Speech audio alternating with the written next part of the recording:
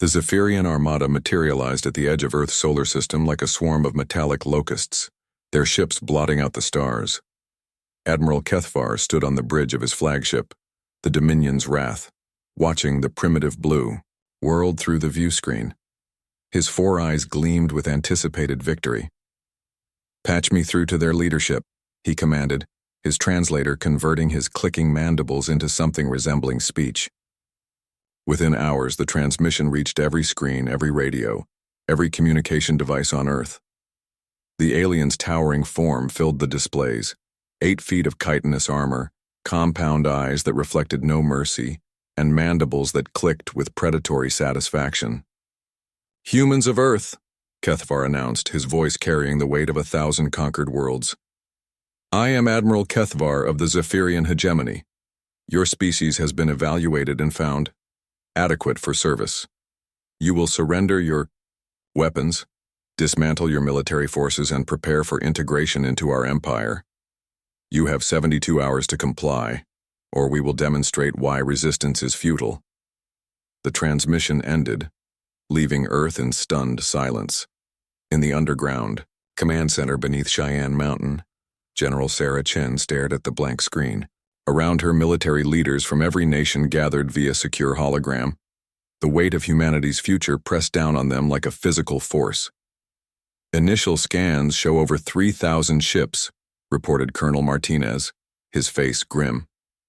"Each one dwarfs our largest vessels. Their technology is centuries beyond ours." "What about our nuclear arsenal?" asked General Petrov from Moscow. "Conventional missiles won't penetrate their shields," Chen replied. "Even if they did, we'd irradiate half the planet in the process." President Harrison's hologram flickered as she leaned forward. "General Chen, what are our options?" Sarah Chen had spent 30 years in the military, rising through ranks that had never been meant for someone like her. A woman, a minority, a voice of reason in a world often driven by madness. She thought of her daughter, safe in a bunker in Colorado Springs, and felt something harden in her chest. "Madame President," she said quietly, "sometimes the only option is to remind the universe that humans don't know how to quit." 72 hours later, Kethvar's patience expired. No surrender had come. Instead, Earth's satellites had gone dark, their communications silent. The Admiral's mandibles clicked in irritation. "Begin bombardment of their major population centers," he ordered. "Start with their military installations." The first wave of Zephyrian ships descended through Earth's atmosphere, their energy weapons charging with ominous hums. They had done this 1,000 times before. The pattern was always the same: overwhelming force, swift capitulation, integration into the hegemony. But as the lead ships approached Washington, D.C., something unprecedented happened. The city erupted in fire, not the controlled fire of alien weapons, but the savage, uncontrolled blaze of human ingenuity, pushed beyond all rational limits. Hidden, installations across the Earth's surface revealed themselves, launching projectiles that shouldn't have existed, shouldn't have worked, shouldn't have posed any threat to advanced alien technology. Dr. Elena Vasquez had spent the last 3 days in her laboratory, not sleeping, barely eating, pushing the boundaries of physics with a desperation born of species survival. She had taken humanity's most dangerous weapons and made them more dangerous still. "The beauty of antimatter," she had explained to General Chen just hours before, "is that it doesn't care about your shields, your armor, or your superiority complex. When matter meets antimatter, the universe picks no favorites." The improvised antimatter warhead struck the Zephyrian fleet like the fist of an angry god. Ships that had conquered star systems vanished in brilliant flashes of annihilation. Kethvar watched in horror as his invincible fleet was torn apart by these primitive creatures who had somehow weaponized the fundamental forces of reality itself. But the humans weren't finished. As the remaining Zephyrian ships regrouped, trying to understand what had happened, Earth's true response began. From hidden bunkers, from submarines lurking in ocean depths, from installations that had been built in the desperate hours since first contact, humanity unleashed everything they had learned about making other living things stop living. Nuclear pumped, X-ray lasers turned Zephyrian shields into Swiss cheese. Kinetic impactors accelerated to significant fractions of light speed, punched through armor that had never known defeat. And from research stations that had been frantically retooled, came weapons that bent the laws of physics in ways that made even the Zephyrians' advanced science seem quaint. Captain Maria Santos piloted her retrofitted fighter through the debris field that had once been an enemy cruiser. Her craft was a patchwork of human engineering and barely understood alien technology, held together with determination and duct tape.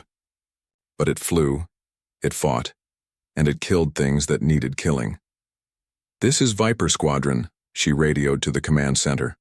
"We've got 3 more of their big boys going down. These bastards really didn't expect us to bite back." On the surface, civilians who had been marked for enslavement were now manning weapons they had built from farming equipment, industrial machinery, and pure, focused hatred for anything that threatened their homes. Children who should have been in school were loading ammunition for anti-aircraft guns built from mining equipment. Grandmothers who had lived through previous wars were showing teenagers how to aim improvised rockets at alien aircraft. Admiral Kethavar found himself facing something his species had never encountered in their 1,000-year history of conquest. A prey species that refused to be prey. His fleet, designed to intimidate worlds into submission, was being systematically destroyed by creatures who seemed to have no concept of reasonable surrender. "Sir," his communications officer reported, mandibles trembling, "we're receiving another transmission from the surface." General Chen's face appeared on the screen, blood on her forehead from a nearby explosion, her uniform torn and dirty. Behind her, the sounds of ongoing battle echoed through the command center. "Admiral," she said, her voice steady despite the chaos around her, "you made a fundamental error in your assessment of humanity. You assumed that because we hadn't spread beyond our solar system, we were weak. You confused our lack of opportunity with lack of ability." She paused as another explosion shook the bunker, her eyes never leaving the camera. "We've had thousands of years to perfect the art of killing each other. We've studied war like other species study poetry. We've made peace only long enough to invent better ways to wage war. And now you've given us a common enemy." The transmission cut to images from around Earth. Cities in flames, yes, but humans fighting in those flames. Not fleeing, not surrendering, but standing their ground with weapons that grew more deadly and inventive with each passing hour. "You wanted Earth's surrender," Chen continued. "Here's our answer." The screen filled with the image of Earth's moon, where mass drivers built from mining equipment were launching projectiles at significant fractions of light speed toward the remaining Zephyrian fleet. Each slug carried the kinetic energy of a nuclear weapon, and there were hundreds of them. Admiral Kethavar's compound eyes widened as he realized the truth that would soon spread throughout the galaxy. Humanity hadn't surrendered because they had never learned how. They had spent their entire evolutionary history as persistence hunters, creatures that killed their prey not through superior strength or speed, but by refusing to give up until their target simply couldn't run anymore. As his flagship shuddered under impacts from weapons that shouldn't exist, built by creatures that shouldn't have survived, Kethavar made a decision that would echo through Zephyrian military doctrine forever. "All ships," he transmitted, his voice barely a whisper, "retreat, full withdrawal. Mark this system as forbidden." The Zephyrian armada, or what remained of it, fled into hyperspace, carrying with them a warning that would spread to every corner of the galaxy. Some species, they would whisper in their council chambers, were not meant to be conquered. Some species were meant to be left alone. On Earth, as the alien ships disappeared into the void, humans looked up at the stars and began planning their next move. They had been introduced to a galaxy full of life, and they had made it clear that they intended to be part of that conversation.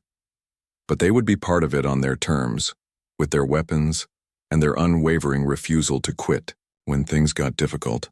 The galaxy would never be the same.